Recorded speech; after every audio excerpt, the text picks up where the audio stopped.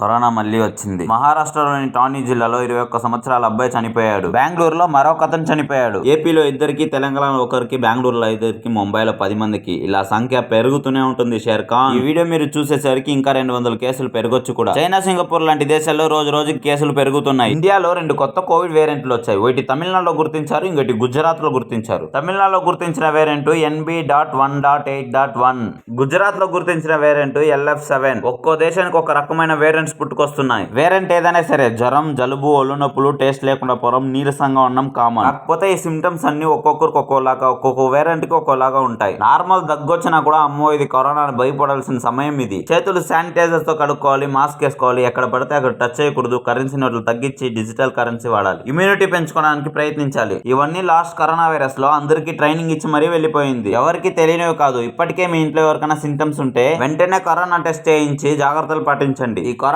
మన జీవితాల్లో ఒక వేకప్ కాల్ లాంటిది. మన ఆరోగ్యానికి, ప్రకృతికి ఉండే సంబంధాన్ని గురించి మళ్ళీ ఆలోచించండి అని ఈ భూమి మనకి ఇస్తున్న మెసేజ్. ప్రతి సంవత్సరానికి ఒకసారి గుర్తు చేసిపోయే ఏంజల్ లాంటిది. కరోనా అనే వైరస్ చాలా రకాల వేరియంట్ గా మారుతూనే ఉంటాయి, ఇకపై మారుతూనే ఉంటాయి కూడా. కొత్త కొత్త వేరియంట్స్ మళ్ళీ వస్తూనే ఉంటాయి. ఇలా ఎక్కువ వేరియంట్ గా మారుతున్న ప్రతిసారి ఆ యొక్క వైరస్ అనేది బలహీనమైతూ రకరకాల వేరియంట్ గా మారుతూ ఉంటుంది. వైరస్ బలహీనపడిన ప్రతిసారి ఎక్కువ మందిని అటాక్ చేసి ఇబ్బంది పెడుతూ ఉంటాయి, కానీ మరణాల సంఖ్య తక్కువగానే ఉంటుంది. ఫీవర్, కోల్డ్, కాఫ్, నీరసం లాంటి ఎఫెక్ట్ చాలా ఎక్కువగానే ఉంటాయి. ఫర్ ఎగ్జాంపుల్ లాస్ట్ టైం వచ్చిన ఉనిక్రాన్ వేరియంట్, అలాగే డెల్టా వేరియంట్, ఈ 2 వేరియంట్ లో ఉనిక్రాన్ వేరియంట్ కంటే కూడా డెల్టా వేరియంట్ అనేది చాలా వీక్ గానే ఉంటుంది. ఫాస్ట్ గా స్ప్రెడ్ అవుతుంది, కానీ దీని వల్ల చనిపోయే మరణాల సంఖ్య తక్కువగానే ఉంటుంది. అలాగే పాండమిక్ స్టేజ్ లో ఉన్న కరోనా వైరస్ ఇలాగే వేరియంట్ గా బలహీనం అవుతూ ఎండమిక్ గా మారిపోతుంది. 99% వైరస్లు ఇలా వేరియంట్ గా మారుతూ పాండమిక్ నుంచి ఎండమిక్ అయిపోవడం వైరస్ ఒక లక్షణం. మేబీ కొత్తగా వచ్చే వేరియంట్స్ కరోనా మెయిన్ వైరస్ కంటే ప్రాబ్లం గా మారడం కేవలం 1% మాత్రమే ఛాన్స్ ఉంది. ఇలా వేరియంట్స్ గా మారుతూ కొన్ని సంవత్సరాలకి చాలా చిన్నగా తగ్గుతూ